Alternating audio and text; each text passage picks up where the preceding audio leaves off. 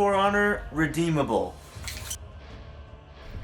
Just got a really nice comment from Liam Renders on my phone as I'm recording this. Thank you, Liam Renders. Hi, I have a collective 668 hours in For Honor, and I've been playing ever since it first came out. Since then, I've had a few times where I've taken long breaks from the game, but it's my vice. I have the biggest love-hate relationship with this game, but luckily in recent years, as characters get crazy buffs and nerfs, and they add hybrid after hybrid after hybrid to the game, I realized that everything here is kind of a joke, so I've been able to enjoy the game with my friends for hours on end. Now, For Honor released back in February of 2017, and ever since then, it's had the most divided fan base I have ever seen, besides The Last of Us Part 2. No one can agree on anything. Should Shinobi's follow-up Top Heavy be undodgeable? Well, on one hand, it allows Shinobi to have a diverse set of mix-ups that he can use during his combat, and now with For Honor getting a new character, Afeera, the fan base is as tumultuous as ever. Now, I put the absolute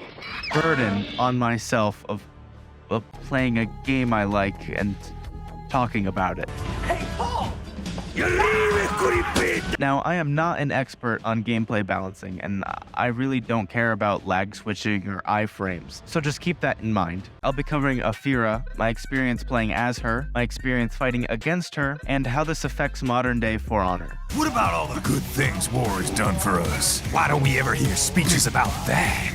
Jobs, technology, a common purpose? What an awesome trip.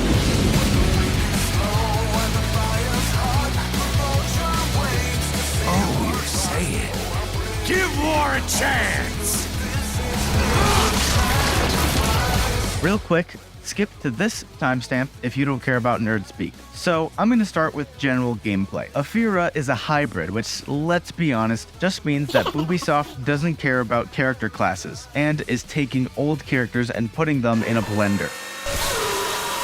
I think Afeera is a mixture of Conqueror, Centurion, and Shinobi. This combination has its positives and its negatives, since Afeera is very bash heavy. Pretty much all of her mix-ups include a bash of some kind. Some of these moves are actually pretty satisfying to pull off and require some critical thinking. It's not the heavy or light spam of some other recent characters. And on the receiving end, after a few fights, you can start to read which attacks are coming from an Afeera player. On top of all this, she has some of the lowest health in the game, and her damage output is very average, so she may need some things nerfed, but overall, I think she's pretty balanced. At least more than certain characters already in the roster. Please, For Honor fans, don't find me and execute me publicly. Okay, now that we're done with the nerd stuff, I want to talk about the aesthetic of Afeera. For one, the animation team absolutely went off with her movement. Her emotes and executions and feats look great in particular. Let's try your feats. I know, you got She's also For Honor's first Arab character, which I think is actually really cool. What? No, dude! I like that For Honor is digging through history and taking the designs and weapons of different cultures, even if they're not always super accurate. I don't think this game was made to be very realistic. And the last thing I want to touch on with this character is the gender. I watched the hero reveal live on Twitch, and there was a huge debate in the chat over the fact that this hero is gender locked as a female.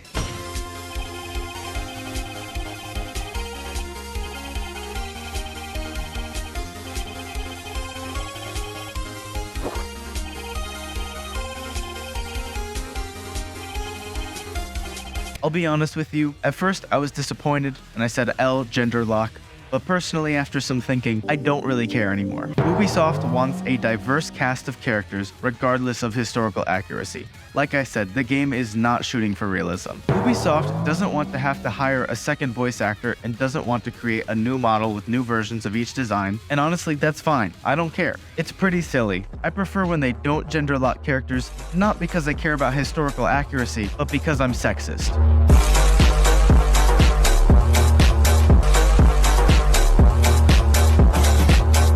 I'm joking, but then I'm joking, please. In closing of this segment, Afeera has some things that may need fixing, but overall, I welcome her to the game.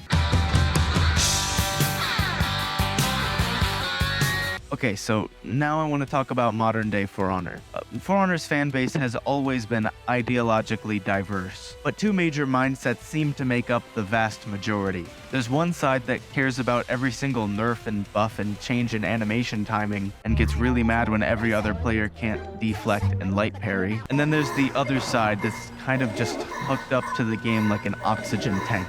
And even if they don't care about every minute detail, they seem to always come back to the game, and that's me. I'm being fairly hyperbolic. Most of the people I know who play this game aren't actually addicted. It's simply a game that they come back to very often. Though what you might notice is that both sides of the community, even if they're slightly different, seem to always care about the game in one way or another. It's a double-edged sword because people stay for a long time and care about the game's production, but if new players come along, they're probably not going to be inclined to stay, since they're getting absolutely dogged by people with too much free time. Like me. Now, this was an issue because it led to Ubisoft adding characters that were overly powerful and easy to pick up for the new players to compete. And this is how we got modern For Honor, with our griffins and pirates and magis, where they seem to only know the location of 2 buttons on their controller.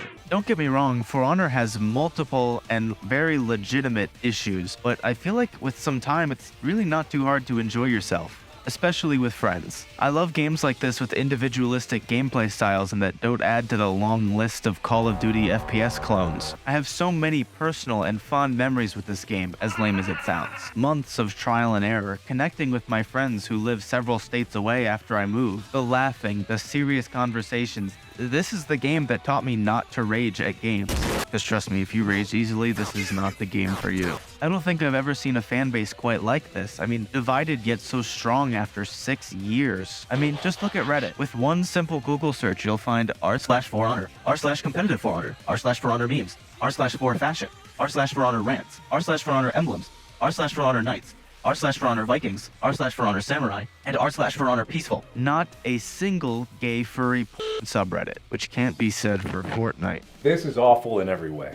If I could kill it, I would. So For Honor doesn't just mean a lot to me, but hundreds of thousands of people. So when a new character comes out, it's never going to make everyone happy. And looking back on the reaction to Afeera's reveal, I don't think it's ever been more obvious. Although personally, I do think there's an upside to this new hero in particular. Even if she does require a bit of a nerf in a few places, in my opinion, doing good as her does require some critical thinking. And unlike characters like Griffin and Magi, I genuinely found myself enjoying winning as her. It was so rewarding to bait someone and counterattack, dodge out of the way and give a crushing blow. Hopefully, Ubisoft considers continuing this trend with future characters and maybe, just maybe, listens to the player base a bit more moving forward. But no matter what happens, I don't really think we have to take this game too seriously. And even if some characters are annoying and broken, maybe we should just respect each other for how we play, because eventually each character is going to get a nerf anyway. Unless you play Hero Carry. If you play Hero Carry, you're a bitch. Please like, subscribe, and send money to